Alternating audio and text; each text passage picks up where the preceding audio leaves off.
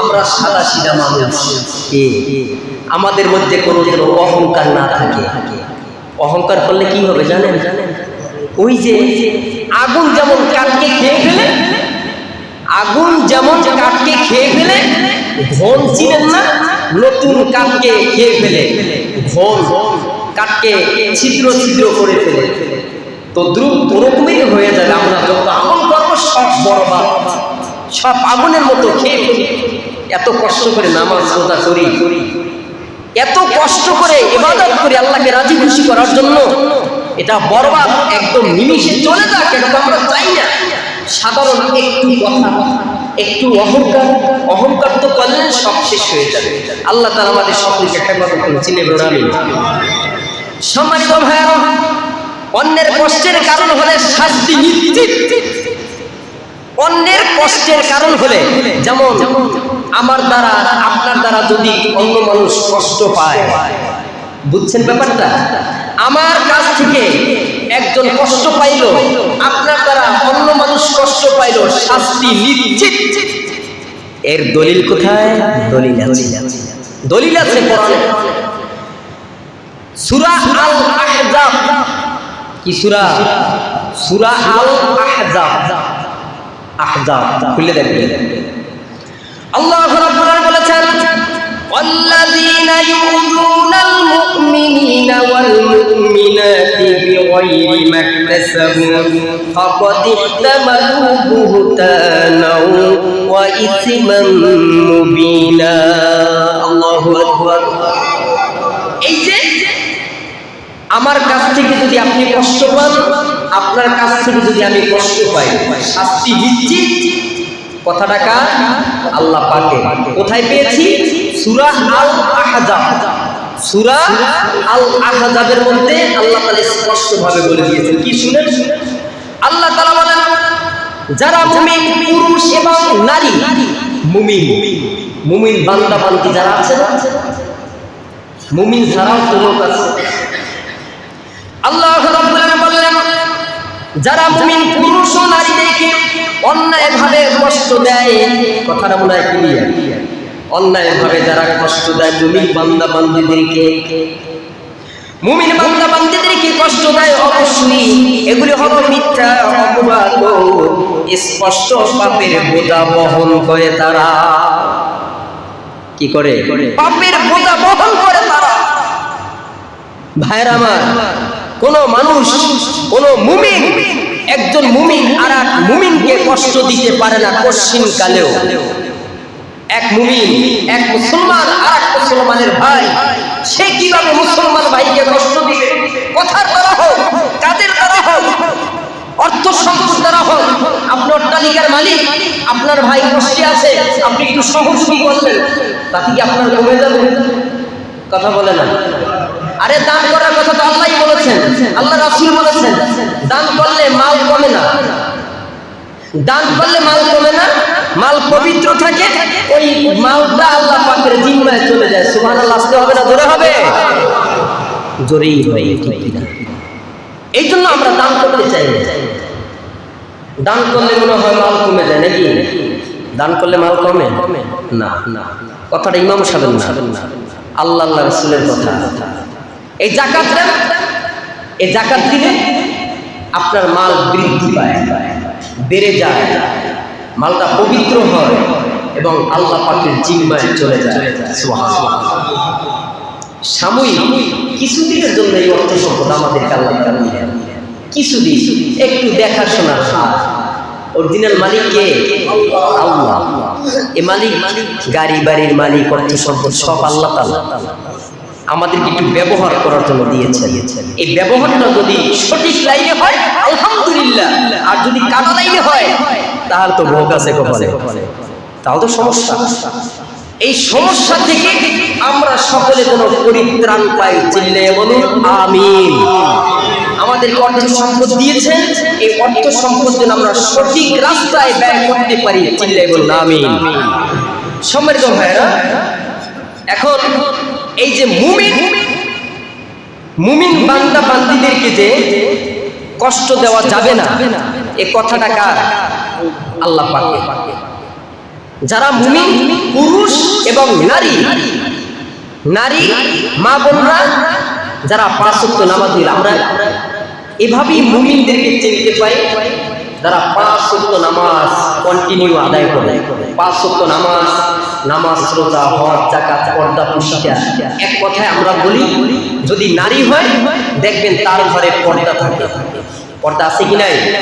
একটা সাধারণ পাবলিক তার সাথে দেখা করতেও ইতস্ত করবে যে এই মা এই বলে পর্দা করে, পর্দা রক্ষা করে চলে, তার সাথে দেখা করা যাবে না। আবার এমনও মা বোনেরা আছে তারা ওপেনে চলাফেরা করে, আবার ওপেনে পুরুষ তার সাথে সাক্ষাৎ করে। আছে কি নাই? আছে। এজন্য পর্দা করা ফরজ। পর্দা করা কি ফরজ। এই পর্দা লঙ্ঘন যারা করবে তাদের জবাবদেহি করতে হবে আল্লাহ পাকের কাছে। পর্দা রক্ষা করে যারা চলবে তাদের কোনো টেনশন নেই, তাদের কোনো ভয় নেই, আল্লাহ পাকের জিম্মায় তারা চলে যাবে।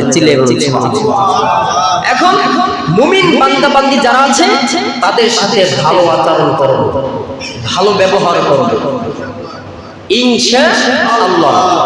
ভাইরা আমার, বন্ধুরা আমার, এই যে ভালো মানুষ যারা আছে তাদের সঙ্গে ভালো আচরণ করা, এটা আল্লাহ রাসূল বলেছেন। এখন হাদিস দৃষ্টিতে কি বলেছেন আল্লাহ রাসূল আমরা একটু শুনি। সম্মানিত ভাইরা, আল্লাহর নবী মুহাম্মদ সাল্লাল্লাহু আলাইহি ওয়াসাল্লাম বলেছেন, সেই প্রকৃত মুসলমান, আল্লাহ রাসূল বললেন, সেই বান্দা বান্দি প্রকৃত মুসলমান যার হাত এবং মুখ থেকে অন্য মুসলমান নিরাপদ থাকে। সুবহানাল্লাহ। এমন মানুষ আছে সমাজে, দেখবেন হাদিসের সাথে কোনো ম্যাচিং নাই, কোনো মিল নাই,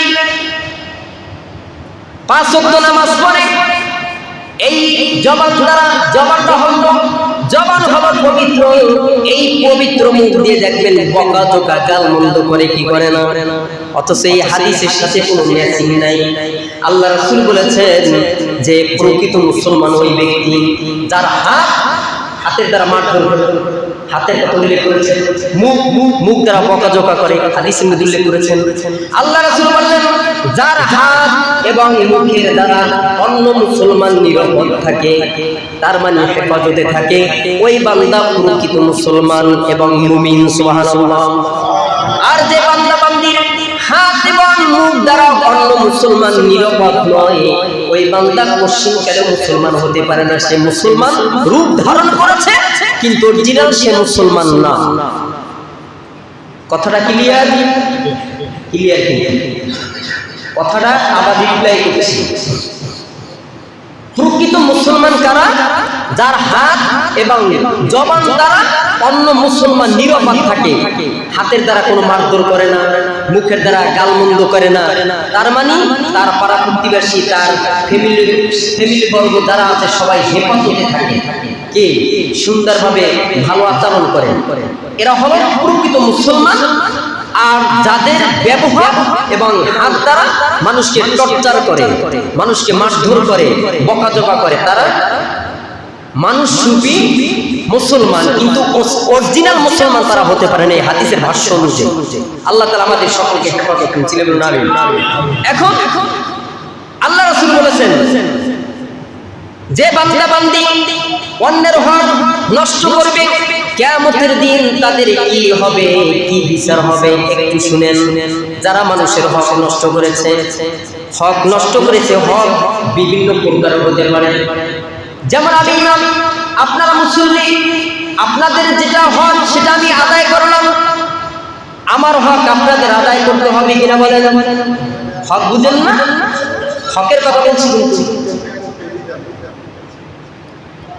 আমার হক, আপনাদের যেটা প্রাপ্য সেটা আমি আদায় করলাম, আর আমার যেটা হক এটা আপনাদের আদায় করতে হবে।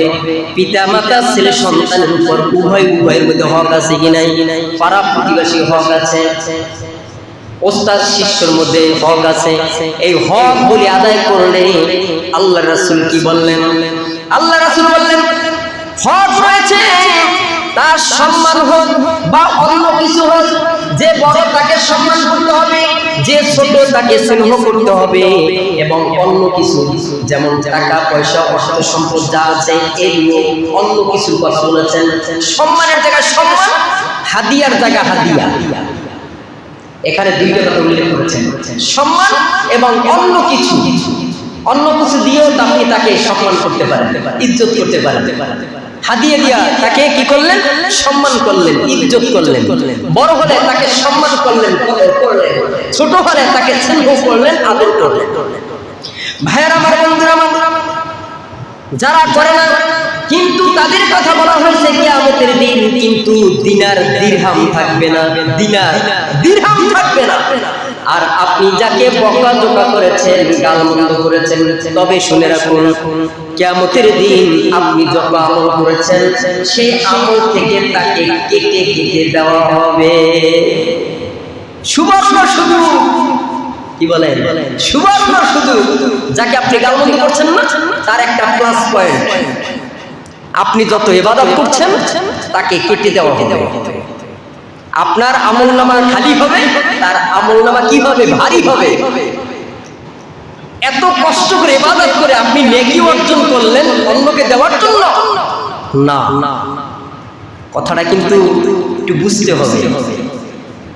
কারণ পরকালে এই যে নেক আমল, এটাই প্রত্যেকটা মানুষের সম্বল, একটা পুঁজি। এখান থেকে যদি কমে যায় তাহলে অবস্থাটা কি হবে? অবশেষে দেখা যাবে এই আমল থেকে কমতে কমতে সে খালি হয়ে গেল, অবশেষে জাহান্নামের অধিবাসী হয়ে যাবে। আর আপনার আমার আমল যেন রক্ষিত থাকে, জমা থাকে, এই আমলের উসিলা করে যেন আল্লাহ তাআলা আমাদেরকে জান্নাত দেন। চিল্লায়ে বলুন আমিন। আখির দাওয়ানা আনিল হামদুলিল্লাহি রাব্বিল আলামিন। আজকে যে কথাগুলো বললাম এই কথার উপর সকলের জন্য আমল করতে চাই ইনশাআল্লাহ। এর জন্য ব্যতিক্রম না হয়। আল্লাহ তাআলা আমল করার মতো তৌফিক দান করুন।